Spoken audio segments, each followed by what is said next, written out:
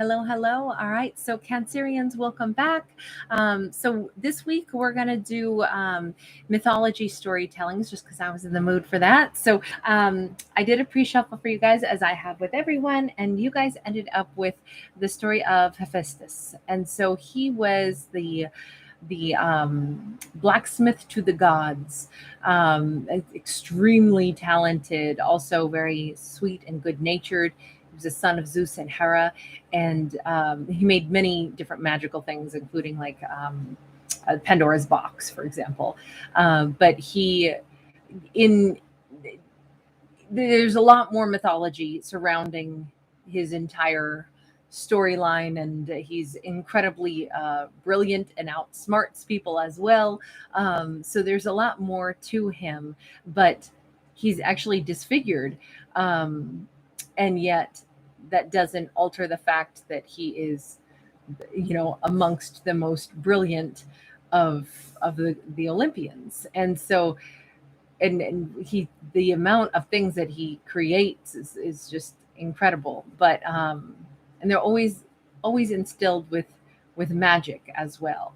So this whole card, the entire message here is it's about work, but it's about um, using the creative fire, the magical and creative fire that exists to do our best work, to actually put the greatest aspect of our mind, even if we fear that, oh, I don't have the best of this, or I'm not the best at that, or I don't have the greatest ideas. There's other people that are, smarter than me, or they have capabilities that I lack. Yes, but nobody is you. Nobody has the exact set of talents and gifts and skills that you have. So instead of looking at a perceived imperfection, or finding something that makes a character say, well, I probably won't be able to achieve this or that because I'm sure someone else is more perfect than I am, I'm flawed somehow. This says no, no, no. Only put energy into that unique and creative and magical ability that each character has that no other person possesses, right? Because no one is us but us. There's only one of each of us. And I think that's the biggest message here, is kind of like really connecting to that creative fire and just going with it. So what is the work aspect about, though? Oh, so we do have maybe a Cancerian. Hey, Voodoo Ninja, good to see you. We do have a character who might actually be saying, I have all this blockage. It's that's why I'm feeling this way, because I do have a blockage in front of me right now. Queen of Pentacles, but this says, but you also got the skill set, the ability, and more than enough to weather the storm if it's just a matter of timing, or keep. How do I say this? If a character hits a blockage, then maybe it's a blessing, because maybe they're supposed to keep investing right where they are. A Queen of Pentacles, right where she is where she's going to place her energy, right? She knows that right now in this moment, it requires my attention. It requires me to nurture the things that are around me in my current environment. Doesn't mean that I don't get to move forward and keep growing more, but I shouldn't say, well, what I want to do is do that other thing, but since I'm stuck here, I'm just going to sit around and wait till I can do the other thing. No. Queen of Pentacles is going to be like, well, okay, so I'm here. So what can I do? Well, let me straighten this. Let me organize that. Let me make the most out of what I've got right now. So in this moment, this could be very work related. This might be a Cancerian who's feeling like, I really want to move forward, yet I'm not getting that opportunity. And this says, then create a reputation for yourself right now, right where you are, because you got skills right now. You got a chance to make a bundle right now, right where you are. Instead of being frustrated that you can't just keep progressing, maybe this is first going to be a really important place for our character to remain and linger for a little bit, because maybe they haven't actually like fully, how do I want to say it, absorbed all of the nutrients that are around them right now. What I mean by that is, say we have a character who works in a company and all they wanted to do was get promoted into a different department, but they're not getting the promotion right now. Does that mean they need to hate every day right where they are? No, it means right in the department that they're already in, they should turn up the heat. If there's a way that they can make a little bit more, get a little bit more commission, do more sales, become an even more standout employee in the department that they're currently in, all that's going to do is make them look that much better for the next time there's a promotion, or make them expand that much more. Heck, maybe they're going to wind up getting promoted far beyond what they originally were hoping for, because right where they are, they make a huge success of themselves. There may be untapped happiness, potential, resources, business connections. Sometimes we get held back in life so that we can bump into and meet and form friendships with the right people, who then, because we met them, our life goes in a whole different direction, and we never would have perceived it that way. We were just bummed we didn't get to move on, and the universe is like, but if you'd moved on, you wouldn't have met this person, and they're going to be instrumental in the next like winding road that your life takes. So it just feels like wherever our character is, they should do their absolute utmost best. Nine of Swords. It's hard to do though when somebody is still stressing more about the future, and it's about the blockage that they perceive is standing in front of them when they think about their future. Yeah, Eight of Swords. Our character keeps saying again and again, but I want to be able to be in control of my future, and I don't see things opening up the way I want them to. And this just kind of continuously says, but even with the Eight of Swords and the Nine of Swords, those are also just mindsets, perceptions of blockages where there aren't really any. Our character is overlooking something super important, which is that they already have a lot, but they should really reinvest in what their skill set already is.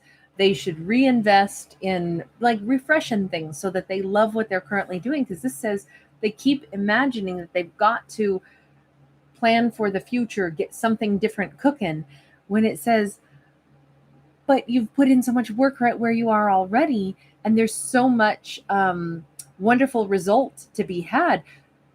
Don't dismiss that. There's a huge amount of legacy that you've already built for yourself. But if you bounce now because you only want to keep moving forward, you'll never get to enjoy the fruits of all this labor. So reinvest right now, right where you are. Enjoy where you are. Don't be disappointed by what you perceive as a blockage, because right now, right here, there's a ton of untapped happiness and potential. It's almost like maybe this character is like, oh, I want to get promoted. And it's like, why? You've got the sweetest schedule. You're working, whatever, four 12-hour days, and they get 3 days off in a block. You can do things on a 3-day weekend. You've got a certain amount of freedom. You've got a guarantee of a paycheck. But if you get promoted, your schedule's not going to be that sweet thing. The money might be all over the place as you learn a new skill set. Like sometimes it says, why are we always so hot to just blast beyond where we are? Have we really stopped to say, but what if where I am is actually really good? What if I'm supposed to enjoy what I've already accomplished? This also brings into question the concept of family and home, because it keeps feeling like we have a character who is pushing themselves to find success outside of like they might already have a really great set of friends and a great family and great relationship, but they keep feeling somehow like they're not enough if they haven't met some other life goal. And all of this says that's a load of crap. Sometimes I feel like society pushes us so hard to always think that we have to accomplish like these huge things. Everybody's supposed to be a movie star. Everybody's supposed to be, the most perfect skin and hair and nails and, you name it. And it's like, otherwise you still haven't achieved enough. You haven't achieved your goals if you're not, like famous or something. And this is like, no, this character has already achieved a ton, and they're dismissing it. They're kind of being mean to themselves by not seeing how awesome they already are. We got a Page of Cups. We got an Ace of Wands. I think this character is going to shift gears a little bit. I think that they are going to start seeing kind of like the magic of their own lives. I think that they're this close to recognizing it, because the Page of Cups is It's new, it's refreshed. You notice how there's this tidal wave of wonderful emotion. It's I do think that our character just needed to get excited about their current life all over again. And I think for a little while, all they could focus on is what they perceived they hadn't done or how they're not good enough yet. And this whole storyline has been that's not true. It's not true. The stuff that our characters already accomplished is magic, is beautiful. And for them to look at their own life through fresh eyes might be all they need to do. They need to get excited again and passionate about the life that they already have. So it's kind of nice because it's like this lovely reassurance that they're doing all right. There's there's not stuff that has to be overhauled before they can achieve a status of greatness or before they can be like feeling worthy of breathing oxygen. It's like you're already doing life. That's it. You're getting out of bed in the days and doing the best you can with the tools you've got. That's it. You're already winning. You don't always have to feel like, yeah, but there's no buts. You're living. You're doing what you're supposed to, and you're rocking it. We got a King of Wands, got the Judgment, got the Seven of Swords in the reverse. I gotta say, if this storyline has been predominantly about the mindset of our lead character, so our Cancerian lead character, that's whose brain we've been inside of for a little bit. Now that they're kind of like looking at their life in a more favorable light, they're seeing, yeah, why was I feeling like I don't do enough or like I'm not enough or like I haven't accomplished enough? Yeah, I have, and I am enough, and I love my life. And that's what I needed to feel like. That's enough to love my life. It's funny how that inner change that somebody makes has a lovely impact in their external world as well. This might bring about a return of love into their life in the form of some King of Wands. Sometimes we have to see ourselves as worthy before we could imagine anybody else would. And when we look at ourselves in that favorable light, all of a sudden we unblock that blockage we didn't even know we'd put up, which was, I don't see myself as very valuable or like I've done enough. So there's no way anybody would want to be with someone who's not as accomplished, because I'm just not that accomplished. When we stop saying that negative stuff about ourselves, all of a sudden it brings in somebody who we could believe would love us. Because up until now, I don't think this character believes somebody would fall in love with them like that. It's a return of the good stuff. Why? Because they quit telling themselves lies that somehow I'm not allowed to have this or that because I haven't accomplished enough. It's almost like this poor character thought for the longest time, you can't have no one could fall in love with you and find you sexy and attractive until, whatever, you weigh 102 pounds, and until, whatever, that your hair is the perfect color, or, just, it's like beauty had a standard. And until I'm this, if I haven't accomplished this on my body or made myself look a certain way, then certainly nobody could love me. Or if I don't have a master's degree or a bachelor's degree or an associate's degree or whatever it might be, or certificate of this, or this much money in the bank, or this much of my debt paid off, then there's no way that anybody could possibly love me. And once they stop saying those things to themselves, now they're like, oh yeah, I actually do have a good life, and I actually am enough, and I actually do work hard for the things that I've created in my life.